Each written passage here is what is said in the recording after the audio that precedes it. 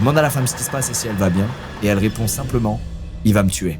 Il est tard la nuit, le 13 juin 1983, près d'Anchorage, en Alaska. Ici, on est au bout du monde, dans un endroit froid, rude, mais où de plus en plus de gens tentent de recommencer à zéro leur vie, tentent de se refaire. Ouvriers, trafiquants de drogue, proxénètes, tout le monde se croise à Anchorage, et tout le monde essaie de s'en sortir à sa manière. Cette nuit-là, un chauffeur routier rentre de son service. Il pleut légèrement et il croise pas grand monde sur la route. Tout le monde est calfeutré chez soi, loin du froid ou du danger. Mais alors qu'il approche un grand terrain vague rempli de voitures à l'abandon, il aperçoit une silhouette. Elle est mal éclairée par ses phares, c'est compliqué de deviner à quoi elle ressemble. Peut-être une biche ou un autre animal qui rôde.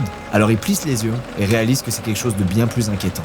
C'est une femme qui court à toute vitesse et qui lui fait des grands gestes. Elle lève les bras le plus haut possible sans pour autant les séparer, comme si elle était attachée. Pris par la peur, le chauffeur accélère à nouveau. Il se demande s'il n'est pas juste en train de tomber dans un piège. Il veut juste rentrer chez lui après une longue journée de boulot, pas se retrouver dans un film d'horreur.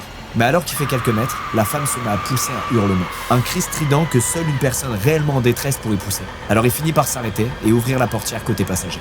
Il demande à la femme ce qui se passe et si elle va bien, et elle répond simplement « Il va me tuer ». Dans son rétroviseur, c'est là qu'il le voit apparaître. Un homme qui court à toute vitesse avec ce qui semblait une arme dans les mains. Le routier fait monter la femme et accélère pendant que l'homme continue de courir sur de longs mètres avant de rebrousser chemin.